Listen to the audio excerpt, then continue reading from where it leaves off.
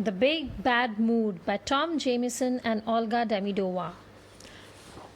George was having one of those days. The sort of day when George shouts, "I will not play nicely."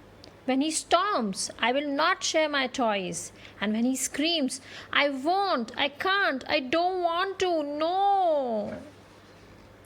"There's a big bad mood hanging around you today," sighed George's mum. George glanced around. There wasn't a big bad mood anywhere near him, which meant it had to be somewhere else. George looked under his bed. No. At the back of the toy cupboard.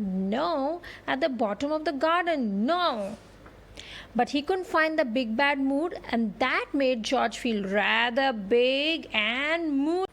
So he stomped and stomped until he couldn't stomp anymore. And then suddenly, the big bad mood was standing right in front of him. He was a curious fellow, rough like sandpaper and smelling of socks which really needed changing. "I'm the big bad mood. It's my job to make everyone big, bad, and moody, and you can help me." So the big bad mood grabbed George's hand and off they went to create mischief. First, the big bad mood showed him how to make the world famous big bad mood sandwich. Special mayonnaise made from the squiggiest spiders and the slimiest worms, cheese, olives, mustard, pickles, onions, ham, and a sprinkle of shaved caterpillar legs. Yeeks!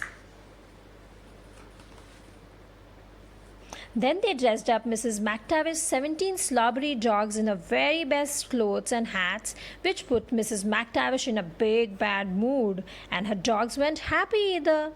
After that, George and the big bad mood swapped all the park benches with trampolines, which made all the old ladies jump. They even filled the local swimming pool with jelly and custard, which made everyone not just big, bad, and moody, but a tiny bit delicious as well. George and the big bad mood stomped and shouted until they could stomp and shout no more. Well, maybe just a teensy bit more. "Brilliant," yelled the big bad mood. "We should do this forever and ever."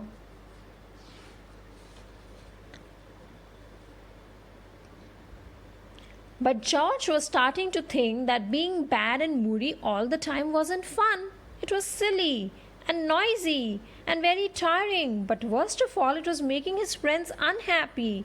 Did he want to do this forever? "No thanks," squeaked George. "No thanks? Why not?" Because no one will play with me," said George. "Where I come from, no one bothers with friends." "But having friends is brilliant," said George.